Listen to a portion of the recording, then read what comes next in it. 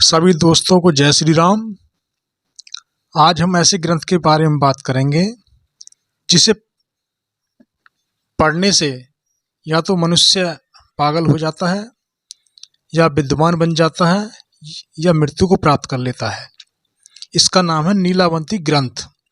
नीलावंती एक ऐसा ग्रंथ है जिससे मनुष्य काल का ज्ञाता बन सकता है और इसमें ऐसे रहस्य हैं जिसको सुलझाने का प्रयास भी किया तो उसकी मृत्यु हो गई।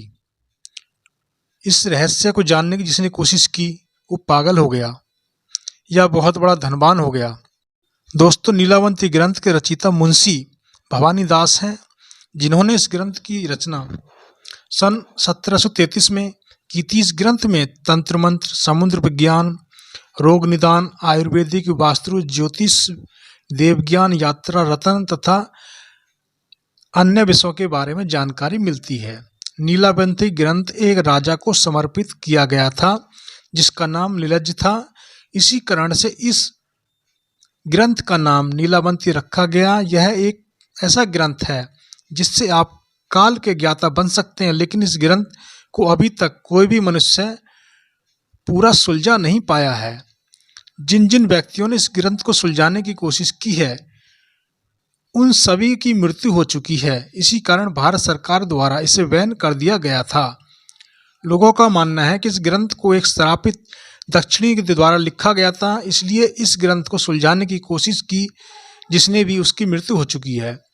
इस ग्रंथ का ठिकाना किसी भी व्यक्ति को मालूम नहीं है।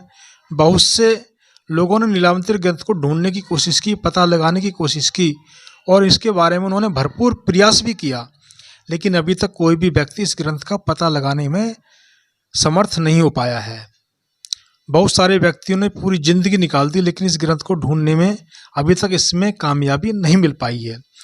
नीलावंती ग्रंथ का रहस्य: काल पर नियंत्रण रखने की चाह मनुष्य की बहुत पुरानी है।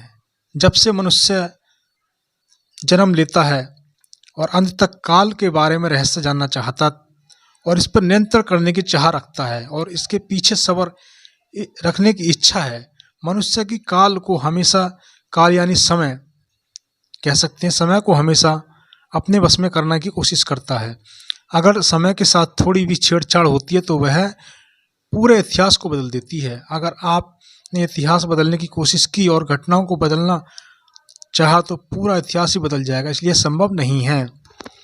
यही इस ग्रंथ का नाम शुरू होता है। लोग खुद ही समय बदलना चाहते हैं और यह ग्रंथ पढ़ने वाले को इस प्रकार की ताकत मिलती है कि वह इसके माध्यम से समय को बदल सकता है।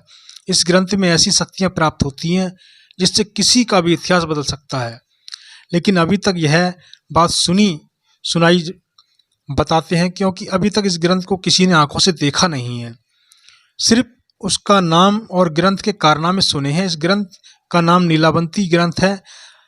अगर आज भी आप किसी भी महाराष्ट्र के गांव में जाकर किसी बुजुर्ग से पूछेंगे तो इस ग्रंथ के बारे में आपको बताएगा। साथ ही ये चेतावनी भी देगा कि इस ग्रंथ को पढ़ने वाला व्यक्ति का वंश तक समाप्त हो जाता है।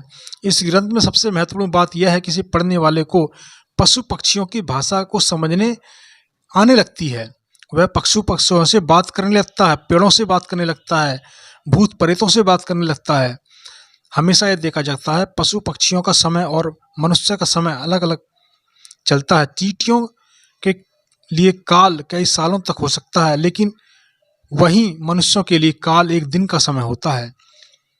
और यह एक मानता है कि समय जितना सूक्ष्म हो परिवर्तन किया जा सकता है, लेकिन यह बात उस समय की है जब यह ग्रंथ मिल जाए या उसे पढ़ने वाले की सही कला से परिचित हो जाए, क्योंकि यह ग्रंथ मानवीय लिपि में नहीं है बल्कि पेशाब लिपि में लिखा हुआ है। मनुष्य इस धरती पर अभी तक जीवित नहीं है। इस लिपि को पढ़ने वाला कोई भी मनुष्य इस धरती पर जीवित नहीं है। बहुत सारे लोग ने द्वारा यह भी कहा जाता है कि इस लिपि का ध्यान हिमालय की गुफा में बैठे हुए साधु मुनियों तथा रहस्यमय लिपि आती है, लेकिन इस साधु मुनियों को ढूंढना बड़ा ही मुश्किल है और ये कहाँ है कि किसी को भी मालूम नहीं है कि कौन इस विधि को पढ़ सकता है। नीलावंती श्राप ग्रंथ की एक पूर्ण कहानी। दोस्तों, यह कहानी बहुत समय पहले की है। यह उत्तर प्रदेश के छोटे से गांव की है। उस समय एक व्यक्ति के साथ उसकी पत्नी और उसकी बच्ची रहती थी। जब उस बच्ची की उम्र 5 साल की थी तब उसकी माँ की मृत्यु हो जाती है। इस बच्ची का नाम नीलावंती था। नीलावंती के पिता आयुर्वेदिक का ज्ञान था, और जब नीलावंती की माँ की मृत्यु होती है उसकी बात नीलावंती और उसके पिता इस गांव को छोड़कर किसी दूसरे गांव में चले जाते हैं।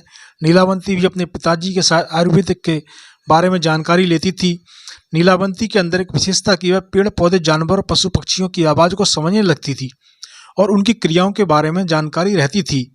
नीलावंती के सपनों में शैतान आते थे, नीलावंती को जमीन से जुड़े हुए खजाने के बारे में जानकारी देते थे। नीलावंती के संस्कार अच्छे थे और संस्कार अपने पिताजी से ग्रहण किए थे, तो उसे खजाने के बारे में सब कुछ जानते हुए भी कभी भी ढूंढने का प्रयास नहीं किया और ना ही कभी जमीन को खोदने का प्रयास किया। नीलावंती को शैतानों और पेड़ों से जो मंत्र बताते थे उन मंत्रों को वह पीपल के पत्तों पर किताबों पर लिख देती थी, और जब उसकी उम्र 20 साल 22 साल की हुई तब वो शैतान सपने में आते थे और हकीकत में सामने आने लगे।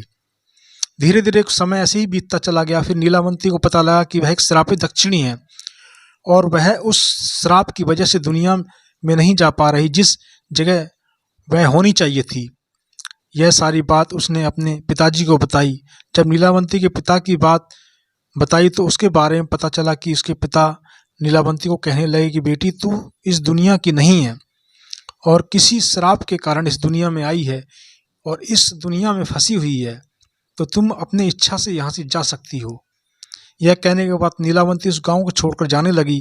उसको रास्ते में एक व्यक्ति मिला जो व्यापारी था। नीलावंती ने उस व्यापारी को उस गांव में छोड़कर दूसरे गांव में जाने के लिए कहा, क्योंकि नीलावंती एक अच्छी आत्मा ने कहा था कि यहाँ से 35 मील की दूरी पर एक गांव मिलेगा जहाँ पर एक बरगद का पेड़ है, वहीं से तुम्हें दुनिया से जाने का रास्ता मिलेगा और वहाँ पे तुम्हें अपने रक्त से पशु पक्षियों को बलि देनी होगी।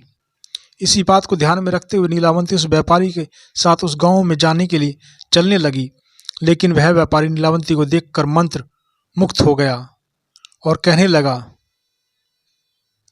कि मैं तुम्हें उस गांव में छोड़ दूंगा, लेकिन एक शर्त है कि तुम्हें मुझसे शादी करनी पड़ेगी। नीलावंती उस व्यापारी की बातों को मुस्कुराती हुई मान ली और कहने लगी कि मेरी भी एक शर्त है कि मैं रात के समय कहाँ जाती हूँ, क्या करती हूँ, इस बारे में तुम मुझे कभी नहीं पूछोगे और रात के समय मैं तुम्हारे साथ कभी नहीं रहूँगी। व्यापारी ने नीलावंती की बात मान ली। यह सब बात होने पर व्यापारी नीलावंती को अपनी बैलगाड़ी में बैठाकर गाँव ले गया। फिर जो शर्त हुई थी उसी के अनुसार नीलावंती ने व्यापारी से शादी की। रात के समय नीलावंती प्रतिदिन उस बरगद के पेड़ के नीचे जाती और तंत्र मंत्र किया करती थी। इसके बाद भी साथ ही वह अपने रक्त के साथ पशु पक्षियों को बलि देती थी। एक दिन जब नीलावंती तंत्र मंत्र कर रही थी, उसी रात के समय बरगद के पेड़ के नीचे पशु पक्षियों को बलि दे रही थी, तो कुछ लोग गांव के लोगों ने उसे देख लिया और यह सारी घटना गांव में फैल गई। उसके बाद व्यापारी को बताया गया। यह बात सुनकर व्यापारी ने निर्णय लिया कि कल मैं नीलावंती का पीछा करूंगा। अगले दिन जब नीलावंती बरगद के पेड़ के नीचे तंत्र मंत्र करने लगी तो व्यापारी ने उसका पीछा किया और वहां नीलावंती के द्वारा पशु पक्षियों को बलि देने का कार्य उस व्यापारी ने देख लिया। लेकिन अगले दिन जब नीलावंती के सपने में शैतान आया तो उसे कहने लगा, कल जब तुम बरगद के पेड़ के नीचे तंत्र मंत्र कर रही थी तब तुम्हें तालाब के पास एक तैरती हुई लाश दिखाई देगी। उस लाश के गले में एक ताबीज होगा, उस ताबीज को तुम्हें खोलना है और खोलने के बाद नाव में बैठकर एक आदमी के साथ तुम्हें उसके साथ चले जाना है। वह आदमी तुम्हें दूसरी दुनिया में ले जाने के लिए मदद करेगा। और शैतान ने यह कहा एक चांस है कि तुम्हें अपनी दुनिया में लौटने का। अगले दिन नीलावंती बहुत खुश हुई थी क्योंकि उसे अपनी दुनिया में जाने का रास्ता मिल गया था। जैसे ही रात हुई और नीलावंती बरगद के पेड़ के नीचे पहुंची, उसने तंत्र मंत्र करने लगी। तभी तालाब में एक लाश तैरती हुई दिखाई दी। जब नीलावंती उस लाश के पास पहुंची और उसके गले में ताबीज देखती है तब उस ताबीज को खोलने लगती है। तभी वह व्यापारी वहां आ जाता है और नीलावंती को देखता है। उस व्यापारी के साथ गांव के लोग भी आ जाते हैं। तभी वह व्यापारी नीलावंती से कहता है कि तूने तंत्र मंत्र की विद्या से जो ग्रंथ लिखा है वह मुझे दे दो, क्योंकि वह व्यापारी एक राक्षस था। तभी गांव के लोग दोनों को मारने का निर्णय लेते हैं और साथ में हथियार लेकर आते हैं वे उस राक्षस के ऊपर हमला करते हैं, जिससे वह मर जाता है और फिर से जिंदा हो जाता है। तब नीलावंती ने ग्रंथ सोचा कि यह ग्रंथ उस राक्षस के हाथ में लग गया तो बहुत बड़ा अनर्थ हो जाएगा। तभी नीलावंती उस ग्रंथ के बारे में एक श्राप देती है कि जो कोई भी इस ग्रंथ को लालच में आकर इस ग्रंथ को पढ़ने की कोशिश करेगा, उसकी तुरंत मृत्यु हो जाएगी, और जिसने भी इस ग्रंथ को आधा पढ़कर छोड़ दिया वह पागल हो जाएगा। यह कहकर नीलावंती वहाँ से उस ग्रंथ को लेकर भाग जाती है। इसके बाद नीलावंती का कुछ पता नहीं चला और यह ग्रंथ एक साधु को मिलता है, और साधु के मन में किसी प्रकार का लालच नहीं था, क्योंकि वह किताब दूसरी भाषा में लिखी हुई थी और साधु इस ग्रंथ को सरलता भाषा में लिखता है ताकि यह पढ़ने से आसानी हो सके। लेकिन उस साधु ने इस ग्रंथ के बारे में किसी को कुछ नहीं बताया। हालांकि इंटरनेट में नीलावंती ग्रंथ का बहुत ज़्यादा मांग है, इसलिए इस ग्रंथ के बारे में ज़्यादातर आपको इतना ही मिलेगा कि इस ग्रंथ को पढ़ने से पशु पक्षियों से बात कर सकते हैं और किसी प्रकार को खजाने में खोजना संभव है। क्योंकि यह ग्रंथ स्थापित ग्रंथ है, इसलिए पूर्ण रूप से यह